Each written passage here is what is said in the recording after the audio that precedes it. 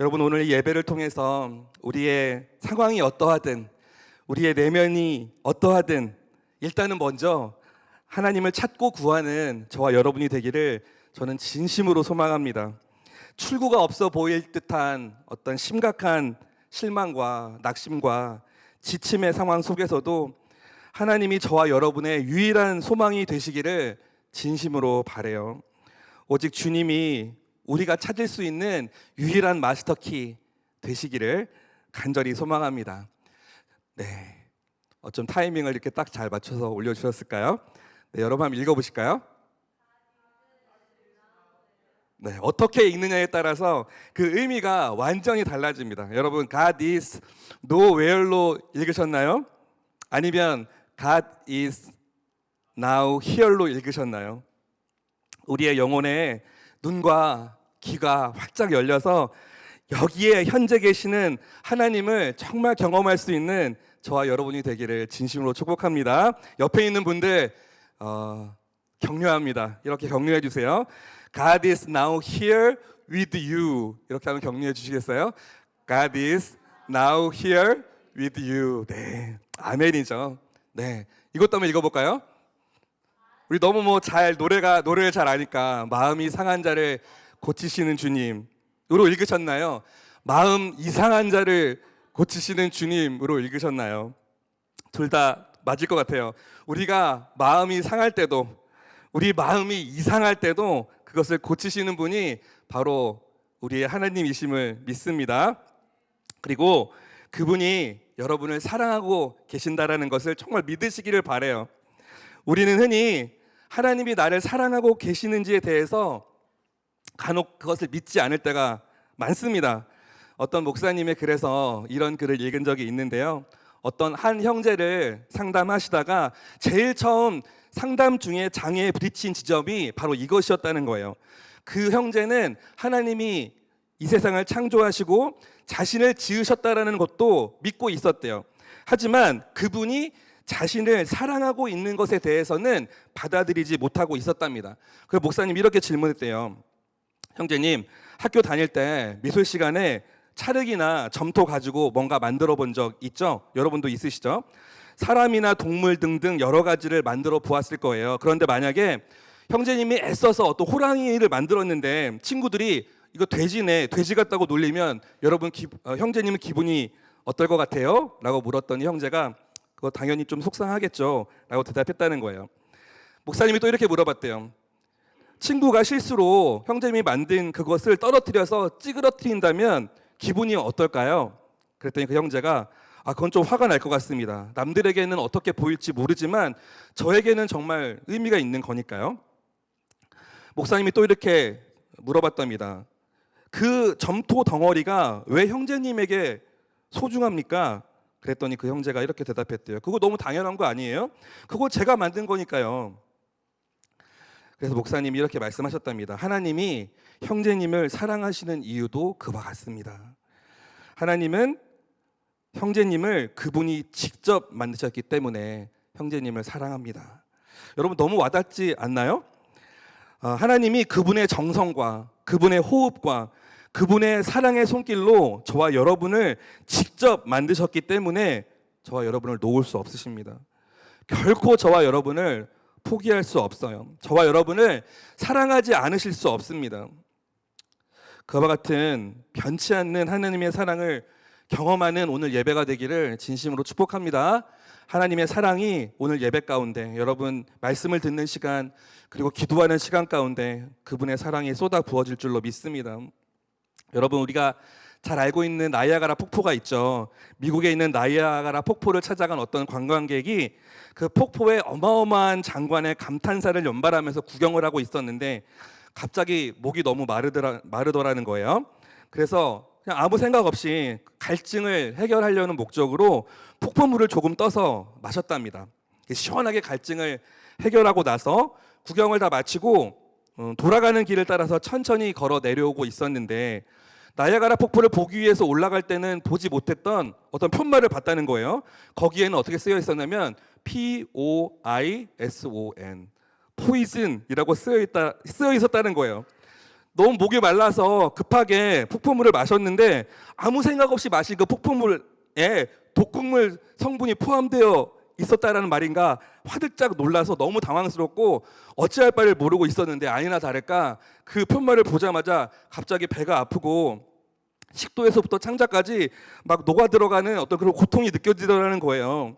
급하게 병원으로 달려가서 자초지종을 다 설명하고 빨리 나 어떻게 좀 해달라고 배가 너무 아프다고 의사 선생님한테 얘기했다는 거예요. 그런데 그 상황을 다 들은 응급실 의사 선생님이 너무 대수롭지 않게 바라보더니 그냥 웃더라는 거예요.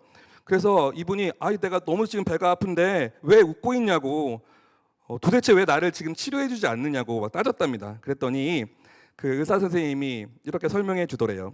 그 푯말에 쓰여져 있는 포이즌은 영어로는 포이즌이라고 읽을 수 있지만 프랑스어로 읽으면 포이종이고 그것은 독극물이 아니라 낚시 금지라는 뜻이에요 라고 설명해 주면서 실제로 나이아가라 폭포에 와서 낚시하는 프랑스인들이 너무 많아서 그 프랑스인들을 위해서 포이종, 낚시 금지라고 써 붙여놨다는 거예요. 그런데 그 의사 선생님의 그 말을 듣자마자 갑자기 아프던 배가 사르르 아프지 않게 되었다라는 것이죠. 여러분, 이와 같이 우리가 어떤 상황들을 통해서 우리 내면에 생긴 믿음이나 확신은 우리의 마음뿐만 아니라 우리의 몸까지도 다스리고 지배합니다. 이거를 전문 용어로 플라시보 효과라고 해요. 많이 들어보셨을 거예요. 의사 선생님들이 환자에게 그 병에는 사실 별 영향을 미치지 않는 어떤 약인데 또는 식품인데 환자한테 이걸 먹으면 병이 나을 것이다 라고 주면요, 그 환자는 그 약을 먹으면서 내 병이 낫는다고 그랬어 라는 마음으로 기대하게 되고 실제로 그가 결국은 가짜 약인데 그것을 먹음으로 인해서 약의 효과가 나타나기 시작했다라는 거죠. 그러니까 의사가 환자에게 가짜 약을 주면서도 이거 먹으면 낫는다 라고 말하면 환자는 좋아질 거라는 기대와 그 생각에 그 믿음 때문에 병이 낫는 현상을 말해요. 실제로 이것은 제2차 세계대전 중에 약품이 너무 부족할 때 쓰였던 방법이었다고 합니다. 플라시보는 라틴어로 내 마음에 들다, 내 마음이 기쁘다라는 뜻이래요. 여러분, 우리가 살아가는 인생들의 모습 속에서 결국은 우리가 어떻게 마음 먹느냐, 결국은 우리가 무엇을 믿느냐, 우리의 인생의 최종적인 모습이 결정되는 것은 내가 무엇을 보고 무엇을 믿느냐에 따라서 결정된다고 저는 생각합니다. 여러분, 행복은 우리들 마음 먹기에 달려 있어요. 어떤 상황이나 어떤 조건 때문에 우리가 행복한 것이 아닙니다. 어떤 상황 때문에 우리가 불행한 것이 아니에요. 내가 현재 무엇을 보고 있는가, 내가 현재 무엇을 믿고 있느냐에 따라서 행복과 불행이 결정된다고 저는 믿습니다. 여러분, 지금 행복하세요? 여러분, 우리가 너무 잘 아는 나폴레옹은 전 유럽을 제패한 황제였지만 내 생애에 행복한 날은 단 6일밖에 없었다라고 고백했대요. 반면에 귀도 들리지 않고 말도 할 수 없었고 앞을 볼 수도 없었던 헬렌 켈러는 내 생애에 행복하지 않은 날은 단 하루도 없었다라고 고백했답니다. 어떻게 된 일이죠? 겉으로 보기에는 누가 더 많이 가진 사람입니까? 누가 더 그 삶에 대한 만족도가 큰 것처럼 보입니까? 결국 여러분, 우리가 무엇을 바라보고 어떻게 마음을 먹고 무엇을 믿느냐에 따라서 천국의 인생을 맛보는 사람들이 될 수도 있고 그렇지 않으면 지옥을 맛보는 인생이 될 수도 있어요. 여러분, 제가 도전합니다. 여러분, 제가 권면해요. 결국 저와 여러분의 삶은 우리가 하나님을 어떻게 믿고 있는가에 따라서 우리의 인생의 태도, 우리의 인생의 상태, 우리의 인생의 수준이 결정됨을 믿으시기를 바라요. 이것은 긍정의 힘, 적극적 사고방식, 정신 승리하라는 얘기가 아닙니다. 분명한 진리 가운데 우리의 믿음을, 그 진리를 취하여 그 믿음의 삶을 살으라는 말이에요. 그런데 우리 안에 믿음이 실제로 있는가 없는가, 그리고 있다면 그 믿음의 수준이 어느 정도인가, 이게 언제 증명될까요? 우리의 믿음의 수준이 언제 증명되냐? 우리가 어려운 상황 속에 처해 있을 때 증명이 됩니다. 정말 믿음의 사람인가 아닌가는 너무 미안하고 여러분 안타깝지만 시험 당할 때, 시련이 닥쳤을 때 우리의 믿음의 수위가 드러나게 되어 있어요. 여러분, 제가 아무리 여러분 앞에서 막 잘난 척 해가면서 여러분 근해 공식은요 2a분의 마이너스 b 플러스 마이너스 루트 b제곱 마이너스 4ac예요. 미적분 공식은 막 줄줄줄줄 외우고 주기율표 막 다 외운다고 해도요, 제가 수학 시험을 치고 화학 시험을 쳐봐야 정말 제 실력, 수학 실력과 화학 실력이 드러나는 거 아니겠어요? 우리의 믿음의 수준, 우리의 믿음의 상태, 우리의 믿음의 모습은 시험을 치루어 봐야 내 믿음이 이 정도구나 라는 것을 알게 되는 거예요. 그런데 여러분, 세상에 시험 좋아하는 사람이 어디 있어요? 시련을 경험하는 것을 기다리는 사람이 어디 있겠습니까? 하지만 여러분, 미안하고 죄송하지만 우리의 믿음이 있는가?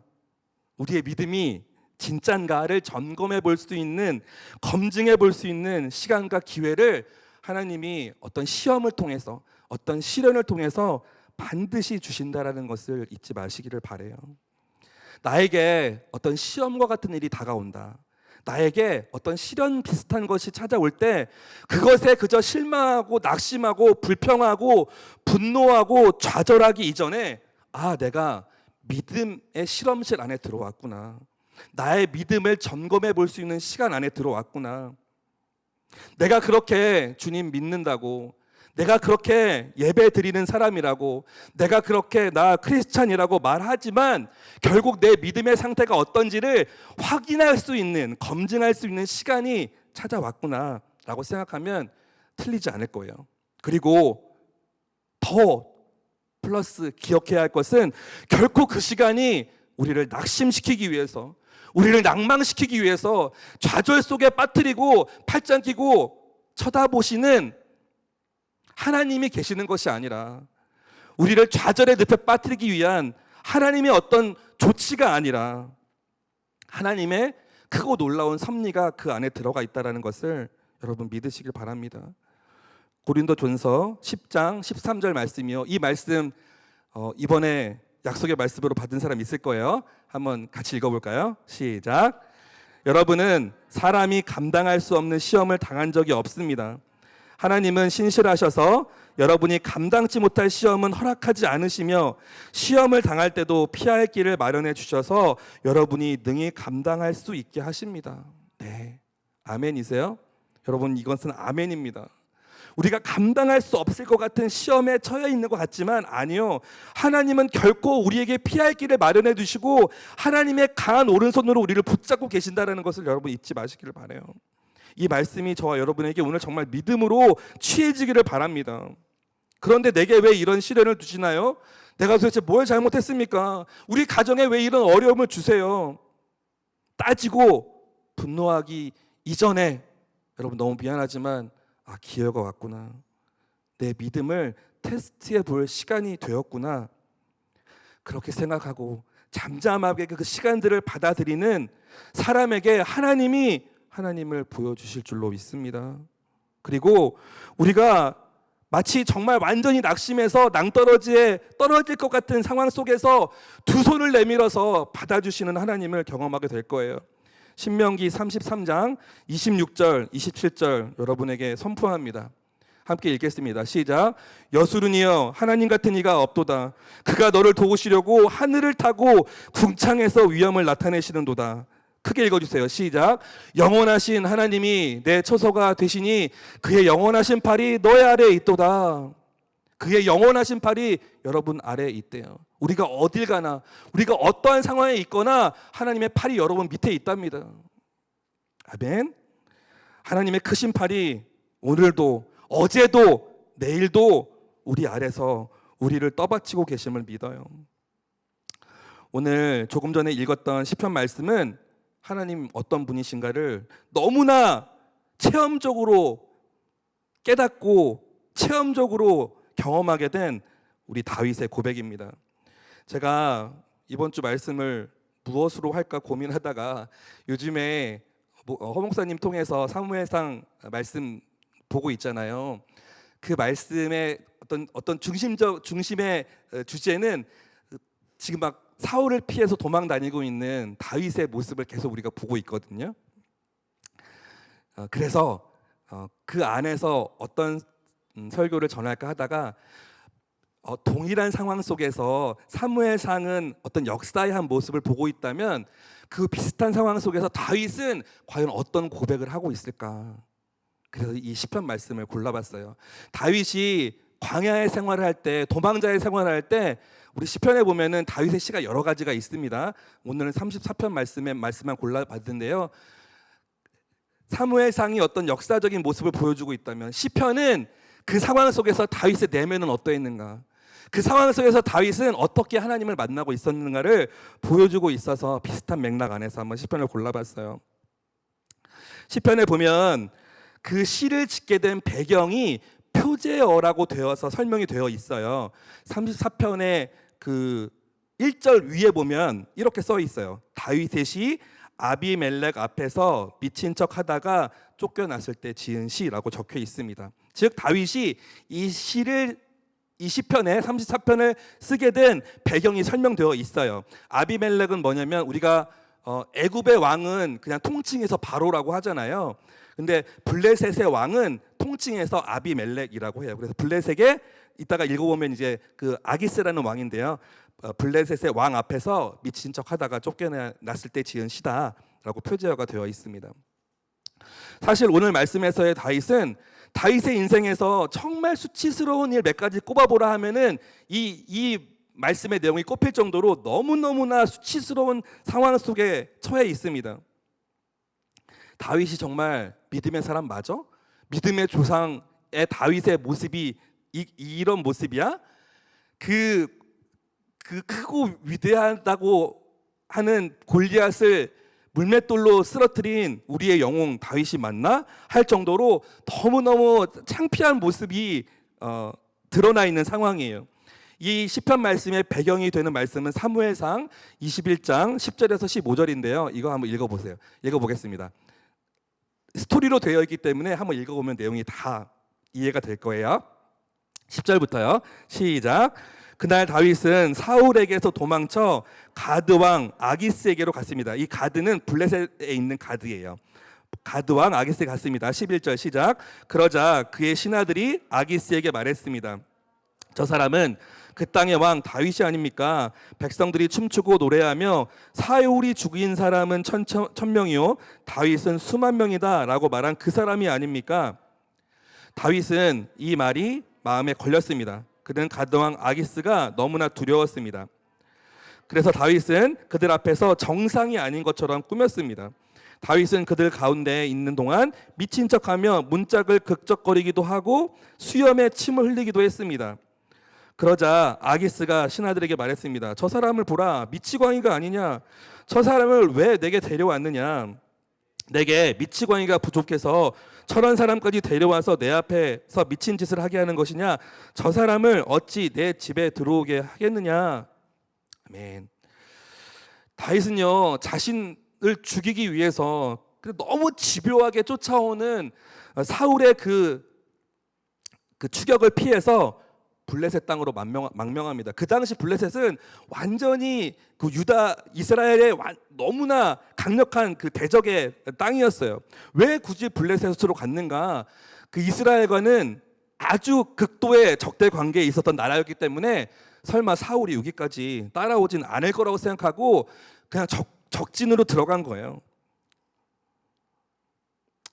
뭐 북한에서 살기 너무 힘들고 어려워서 탈북하여서 남쪽으로 뭐 망명하고 귀순한 뭐 그런 상황과 비슷할까요?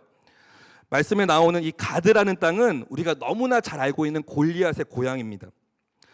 블레셋 사람들이 다윗을 알아보고야 말았어요. 저 사람이 우리의 영웅 골리앗을 죽인 다윗이다. 다 알아본 거죠.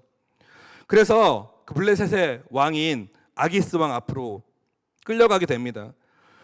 블레셋의 영웅이었던 골리앗을 죽인 장본인이 그 자신인데 왕 앞에까지 끌려갔으니까 이제 죽었구나라고 생각했겠죠. 사울 피해서 도망쳐 겨우 온 곳이 여기인데 여기까지 왔는데도 이방 사람 손에 잡혀서 죽임을 당하게 생긴 거예요.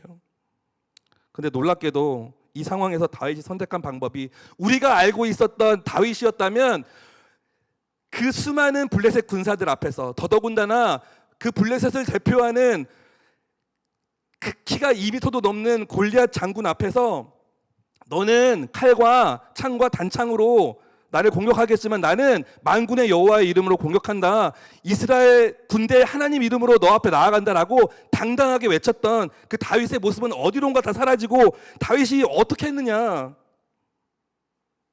너무나 어이없게 바보 흉내를 낸 거예요. 성문으로 막 다가가서 막 아무 의미 없이 막 글자 같은 걸 막 쓰고, 제가 이렇게 표현해 드리고 싶은데 잘 할 수 없을 것 같아서 못하겠습니다. 평소에 저의 모습을 상상하시면 비슷할 것 같아요. 성문으로 다가가서 그냥 아무 의미 없는 글씨를 쓰질 않나, 수염에 막 침을 질질질 흘리면서 눈을 이상하게 뜨고 헛소리를 하지 않나, 도무지 곰과 싸워 이기고 골리앗을 물리친 용사 다윗의 모습은 온간데도 없고 동네마다 다 한 명씩 있는 동네 바보형이 된 거죠. 그렇게 행동을 하니까 아기스 왕이 너무 어이가 없는 거예요. 야, 우리나라에 미친 사람이 없어서 저런 미친 인간까지 우리나라에 데려왔니? 당장 내쫓아라. 그래서 다윗이 겨우 목숨 건져서 살아나온 겁니다. 자신이 살아난 것이 너무나 감사하고 기쁘고 구원의 하나님 너무 감격하여서 지은 시가 오늘 시편 34편이에요. 시편 34편 1절부터 3절까지 한번 다시 한번 읽어볼까요? 과연 어떻게 여호와 하나님 찬양하고 있는지 같이 한번 읽어보겠습니다. 시작. 내가 항상 여호와를 찬양하겠습니다. 내 입에서 그분을 찬양하는 것이 끊이지 않을 것입니다. 내 영혼이 여호와를 자랑할 것이니 겸손한 사람들이 듣고 기뻐할 것입니다. 오, 나와 함께 여호와께 영광을 돌립시다. 우리 함께 그분의 이름을 높입시다. 이 살아나게 된 기쁨으로 너무나 죽을 수밖에 없었던 마땅한 상황에서 건져내 주신 하나님을 찬양하는 노래를 부른 거예요. 이방왕 앞에서 미친 척해서 겨우 목숨 건진 게 뭐 그렇게 자랑할 것이 있다고 기쁨으로 노래하고 있냐? 창피하지도 않냐? 너 이스라엘의 왕 될 사람 맞냐? 라고 손가락질 할지 모르겠지만 다윗의 마음은 그렇지 않았던 거예요. 여러분, 다윗은 우리가 너무나 잘 알고 있는 것처럼 믿음의 용사가 맞습니다. 믿음 하면 다윗이라고 해도 과언이 아니죠. 그런데 오늘 말씀에만 봐도 알겠지만 사무엘상 이제 계속 보겠죠. 다윗의 모습이 항상 그랬던 것은 아니에요. 믿음이 연약해졌을 때 다윗도 있습니다. 항상 그 믿음이 한결같아지지는 않았어요. 자신이 죽음의 위기에 처해 있을 때, 골리앗을 무찌를 때 그 믿음만큼 굳세고 당당했던 그 믿음은 없었던 거예요. 미친 척 하면서까지 이 상황을 모면해야 할 만큼 두려움에 가득 차 있었습니다. 다윗도 그때는 그 정도의 믿음이었어요. 언제나 어디서나 늘 믿음의 용사처럼 했을 것 같은 다윗이 이랬다는 걸 보면 조금은 위안이 됩니다. 그리고 그 상황을 모면한 다윗이 4절부터 6절까지 이렇게 고백합니다. 4절부터 6절까지 한번 읽어볼게요. 시작. 내가 여호와를 찾으니 그분이 내게 응답하셨고 내 모든 두려움에서 나를 건져내셨습니다. 주를 바라보는 사람들은 밝게 빛났고 그 얼굴이 결코 수치로 얼룩지지 않았습니다. 이 불쌍한 사람이 부르짖으니 여호와께서 들으시고 그 모든 괴로움에서 구원하셨습니다. 아멘. 사무엘서에는 나오지 않지만 다윗은 이 시편에서 내가 여호와를 찾으니 그분이 내게 응답하셨다라고 고백하고 있어요. 4절에 내가 여호와를 찾으니 그분이 내게 응답하셨고 내 모든 두려움에서 나를 건져내셨습니다 라고 고백하고 있잖아요. 두려움 속에서 나를 건져내셨어요. 내가 수치로 얼룩지지 않게 해주셨어요. 여호와께서 들으시고 나를 살려주셨어요 라고 찬양하고 있는 것입니다. 즉 다윗은 그 위기 속에서 이건 그냥 제 생각이에요. 그 짧은 순간에 하나님 살려주세요 나는 기도를 올렸지 않을까 싶습니다. 하나님 살려주세요. 하나님 도와주세요. 라고 하고 바보 흉내를 낸 거죠. 미친 척을 한 거죠. 저는 다윗이 미친 척 한 것도, 아기스 왕이 다윗의 행동을 보고 정말 미친 사람이라고 믿은 것도 다윗의 그 짧은 기도의 응답이었다라고 저는 생각해요. 여러분, 기도를 막 1시간씩 해야 응답 주시고 막 말씀을 2시간씩 읽어야 그래야 응답 주시는 하나님이 아니라 화살 기도라는 기도도 있습니다. 여러분, 아주 짧게 순간순간마다 내 마음의 감정을 주님 앞에 올려드리며 하나님 나 살려주세요. 하나님 도와주세요. 하나님 지혜가 필요해요. 당장 결정해야 되는데 하나님의 말씀이 필요해요. 이렇게 아주 짧게라도 기도하는 바로 그 기도에 하나님도 응답하십니다. 여러분, 그 찰나의 순간을 놓치지 마십시오. 하나님이 아주 결정적인 하나님의 역할을 하실 수 있는 그 역할을 예비하는 우리의 찰나의 그 기도, 아주 짧은 기도, 그 기도도 소홀히 하지 마세요. 하나님은 때로 우리를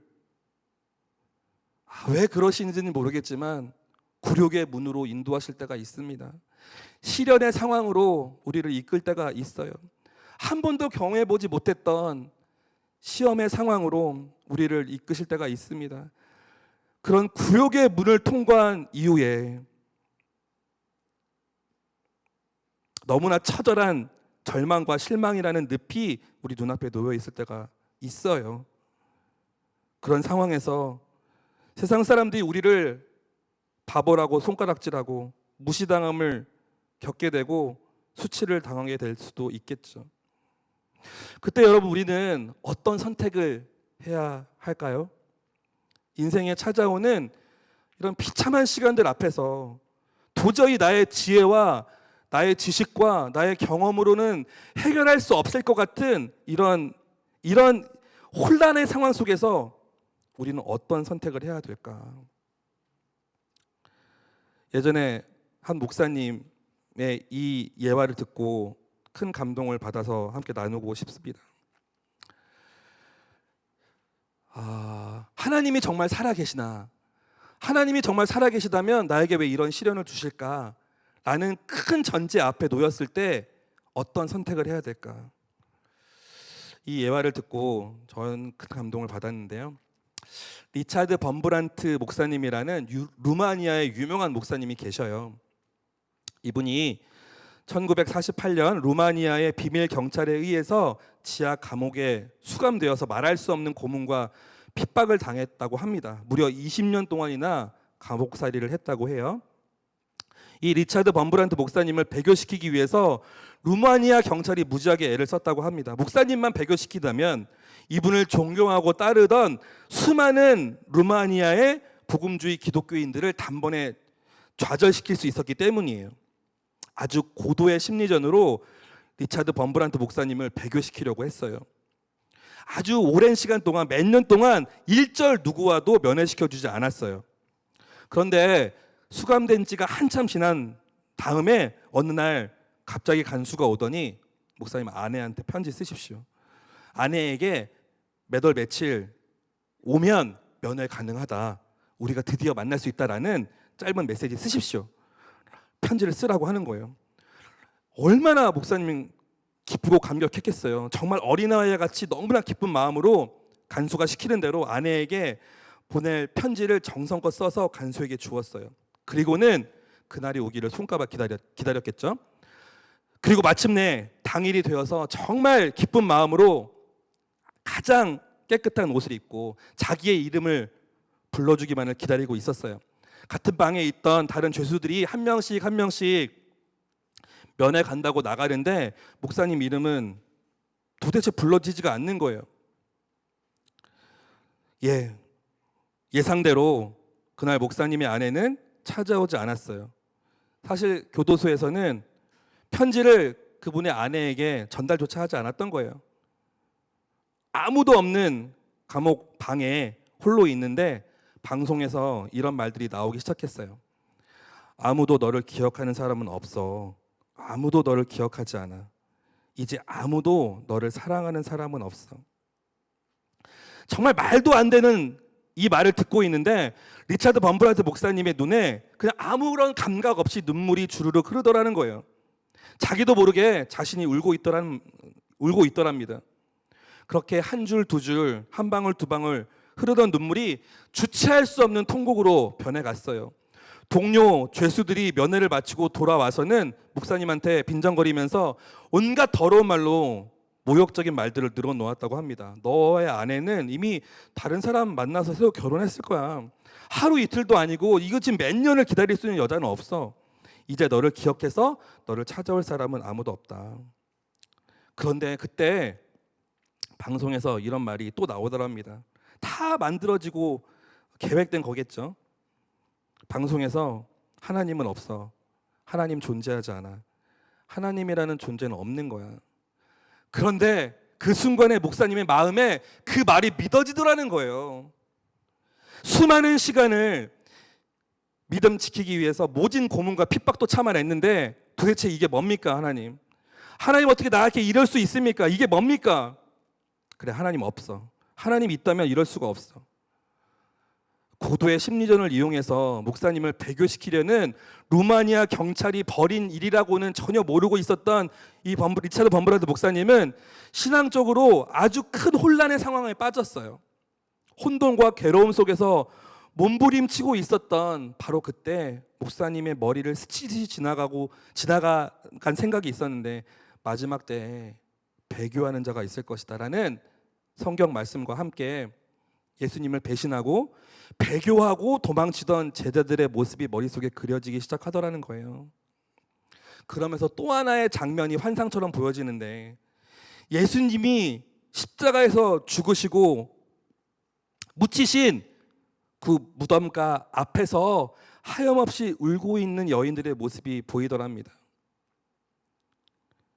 여러분, 유일한 소망이었던 우리의 유일한 희망이었던 예수님이 십자가에서 처절하게 돌아가시고 무덤에 묻히셨던 그 무덤가에 그 여인들, 황망하기 그지없고 희망 하나 없는 그 상황 속에서 자신들에게 닥쳐올 앞으로의 일들에 대해서 전혀 알지 못하면서도 자신들이 믿고 따랐던 예수님이 묻힌 그 무덤가에서 떠날 수 없었고 그저 그 앞에서 눈물밖에 흘릴 수 없었던 그 여인들의 모습이 그려지더라는 거예요.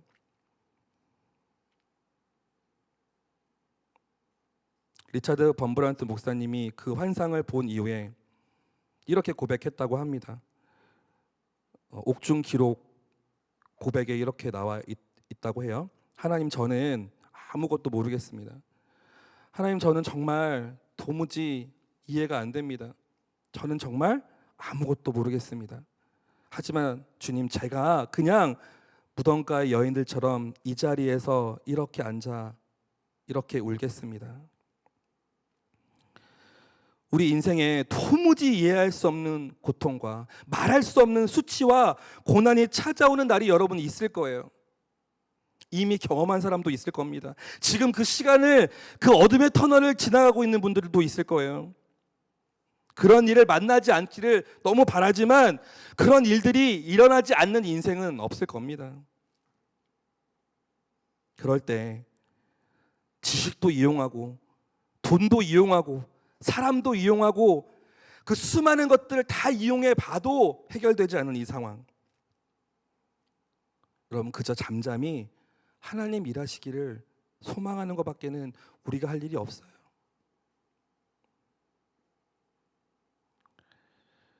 우리는 우리의 눈으로 보이는 것만 보고 믿으려고 하기 때문에 당장 무언가가 눈에 보이지 않음으로 인해서 괴로워하고 힘들어합니다. 빨리 뭔가가 해결되지 않는 것 때문에 너무 답답하고 괴롭죠. 하지만 여러분, 눈에 보이는 것이 전부가 아니고 귀로 들리는 것이 전부가 아니고 내가 감각할 수 있는 것이 전부가 아니에요. 예수님이 아니면, 하나님이 아니면 볼 수 없는 진리들이 있습니다.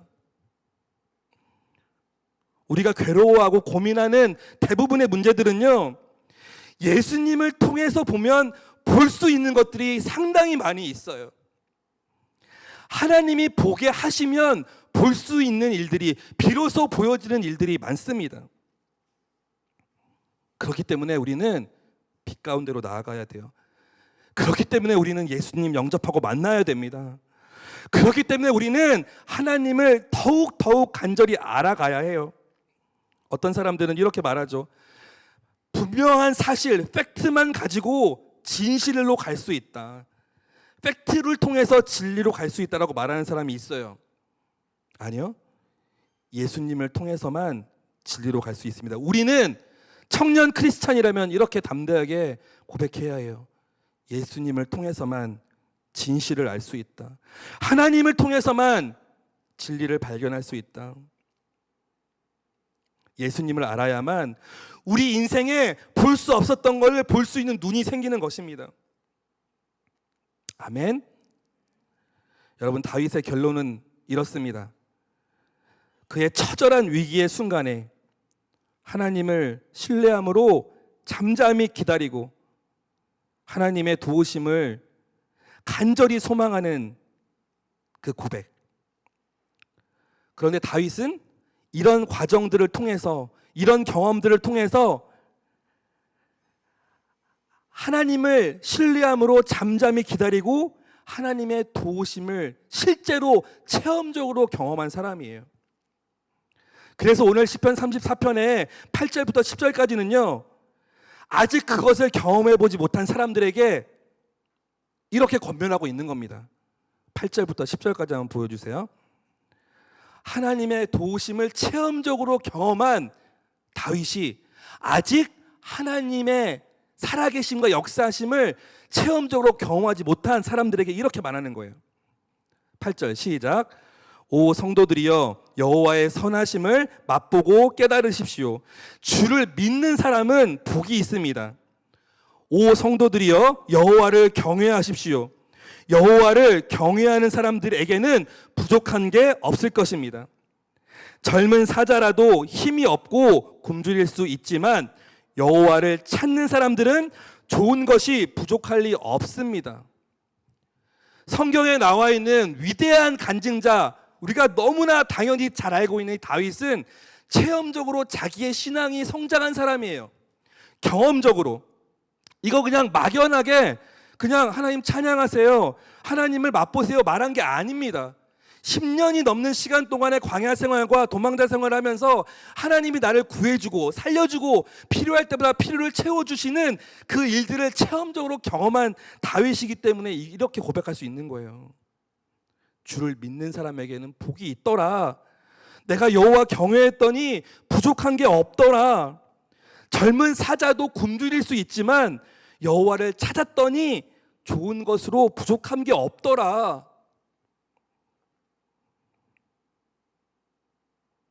저도 이걸 체험하고 더 강력하게 여러분에게 도전하고 싶어요.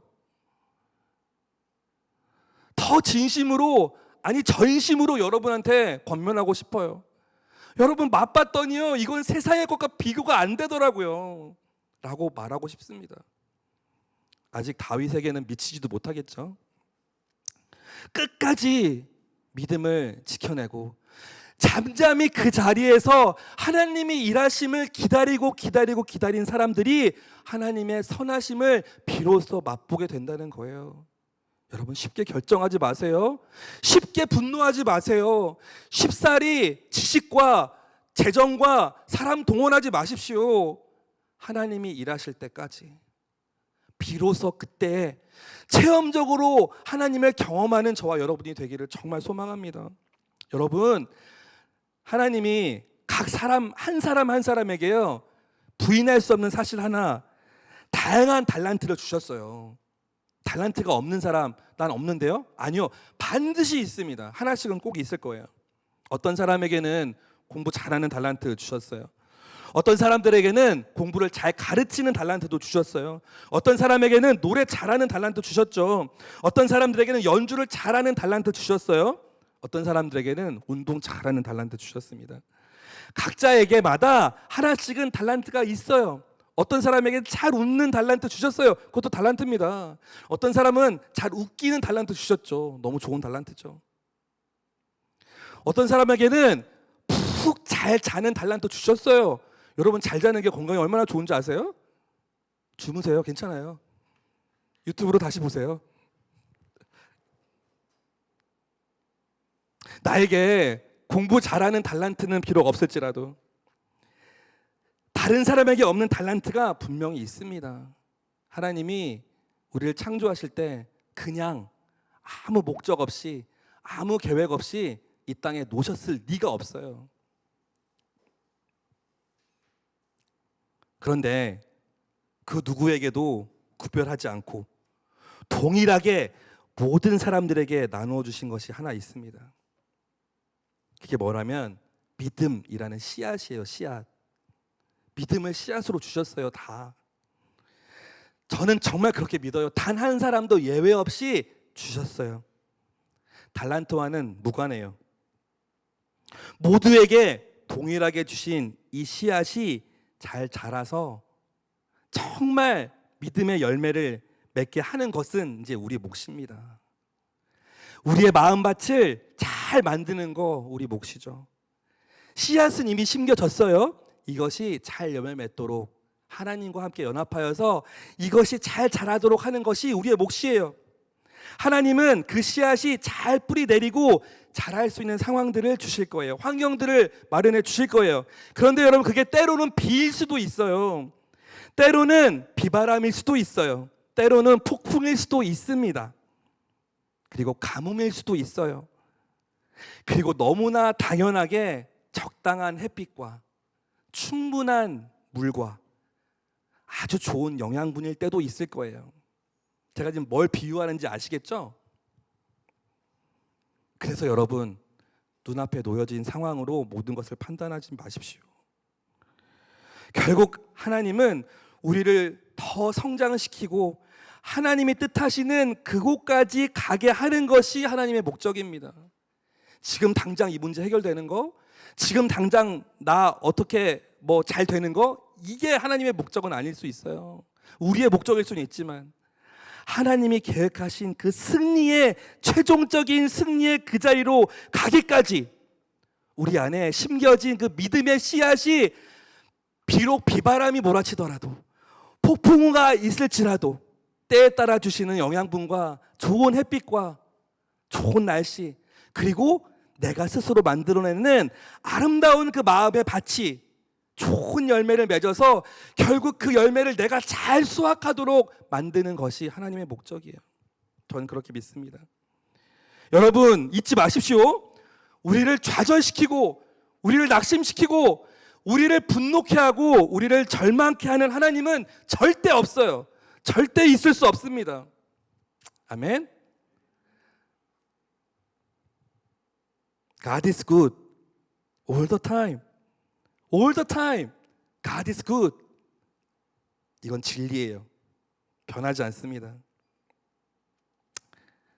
오늘 하루 그리고 앞으로의 시간들, 평생의 여러분의 상황 가운데 수많은 일들이 일어날 겁니다. 여러분의 믿음을 실험하고자 하는 하나님의 의도로 인해서 생겨나는 많은 일들이 있을 거예요. 누구는 그것을 시련이라고 말할 거예요. 누구는 그것을 고난이라고 말할 것입니다. 누구는 그것을 고통이라고 말할 것이에요. 하지만 누구는 믿음의 실험실에 들어왔어요. 내 믿음의 수위를 바라볼 수 있는 기회가 생겼어요. 내 믿음의 상태가 어느 정도인지를 확인할 수 있는 상황 가운데 처했어요 라고 말하는 사람이 있을 거예요. 그리고 잠잠히 하나님이 일하실 것을 기다리는 사람이 있을 겁니다. 그 사람들은 이제 체험적으로 하나님을 경험하게 될 거예요. 그냥 막연하게 그냥 글자로 써있는 하나님이 아니라 체험적으로, 바로 오늘 다윗이 사무엘상에 나와 있는 상황 속에서 이 시편의 시를 읊었던 다윗의 모습처럼 진심으로 하나님의 역사하심을 고백하는 사람이 생길 거예요. 저는 그 사람이 저와 여러분이 되었으면 좋겠고, 저는 그런 사람들이 이 시대의 리더가 되기를 진심으로 소망합니다. 그런 사람이 리더가 돼야 조직이 망가지지 않아요. 그런 사람이 리더가 돼야 교회가 무너지지 않습니다. 그런 사람이 리더가 돼야 나라가 망하지 않아요, 여러분. 이 마음과 이 말을 믿고 따를 수 있는 저와 여러분에게 하나님이 역사를 시작하실 거예요. 믿는 자에게 결코 무너질 수 없는 하나님의 역사함이 반드시 일어날 줄로 믿습니다. 여러분 눈에 보이지 않아도 그것으로 결론 내시면 안 됩니다. 여러분 내 마음에 분노가 일고 감정이 다 흐트러져도 아니요, 하나님이 하신 일이 아닙니다. 사단이 우리를 건드릴 수 있는 유일한 무기는요, 감정밖에 없어요. 우리에게 무엇을 건드리겠습니까? 감정밖에 없습니다. 감정을 잘 관리하십시오. 하나님에게 우리의 마음과 생각과 뜻을 날마다 올려드릴 수 있는, 하나님이 주장하여 주세요. 하나님이 주관하여 주세요. 그렇게 고백할 수 있는 저와 여러분이 되기를 정말 소망합니다. 여러분, 저는 여러분이 여러분의 인생을 놓고 정말 간절하게 기도하는 기도의 헌신자가 되기를 바라요. 우리에게 주신 그 믿음의 씨앗이 우리 마음밭에 잘 심겨져서 우리의 기도가 날마다 믿음의 기도가 되기를 정말 소망합니다. 그리하여서 우리의 기도에 대해서 응답하시는 하나님, 살아계시는구나, 내가 증거할 수 있고, 남이 증거한 것에 그저 맞장구 치는 정도가 아니라 하나님 살아계셔, 하나님 역사하시더라고. 여러분의 기도가 하나님의 기적의 능력을 일으키는 거룩한 도구가 되길 바라요. 하나님의 기적의 재료가 저와 여러분의 기도가 되기를 바랍니다. 아멘. 여러분, 하나님 임재 앞으로 나아오십시오. 하나님 앞에 서세요. 회피하지 마세요. 내 감정 때문에 하나님 앞에 서는 것을 싫어하거나 두려워하지 마세요. 서세요. 직면하세요. 다윗이 그의 인생의 곤고한 모든 상황 속에서도 기도를 놓지 않았던 것처럼, 이 상황들, 우리의 시간들 속에서 내가 생각하는 대로, 내 감정대로 내가 주인된 나의 인생 사는 것이 아니라, 안목의 정욕으로 이생의 자랑으로 사는 것이 아니라, 하나님의 임재 앞에, 기도의 장소에서, 그게 어디든, 내가 걸어갈 때든 누워있을 때든 겸손하게 하나님 앞에 기도할 수 있는 다윗과 같은 삶을 살 수 있을 때 저와 여러분의 기도를 하나님 반드시 기억하십니다. 여러분, 오늘 기도할 때요, 스스로 다짐하세요. 내가 다윗과 같은 기도자 되겠습니다. 내가 다윗에 대해서 살지 못하지만 오늘 들은 정도만 가지고라도 그런 다윗과 같은 기도자가 되겠습니다. 그렇게 결단하고 다짐해 보십시오. 여러분, 상황과 나의 결단은 별개예요. 자꾸 연관시키지 마십시오. 상황은 상황이고요, 나의 다짐과 결단은 나의 다짐과 결단입니다. 상황에 매몰되어서 아무것도 할 수 없다고 말하는 사람들이 아니라, 내가 다른 것 다 할 수 없어도 기도할 수 있다. 내가 하나님 앞에 내 믿음과 신뢰를 드리는 것 할 수 있다. 내가 이 상황을 해결할 수 없지만, 이것 때문에 내가 잘 절망하고 좌절할 수 있는 상황이지만 기도를 할 수 있다. 단 5분이라도 그런 결단을 주님 앞에 올려드리는 기도의 헌신자들이 이곳에서 나오기를 정말 소망합니다. 기도를 심고 하나님의 능력을 추수하는, 기도를 심고 하나님의 기적을 추수하는 여러분이 되기를 소망해요. 여러분의 기도가 여러분의 인생의 회복과 승리를 이루어내는 놀라운 도구로 쓰임받기를 주님의 이름으로 축원합니다.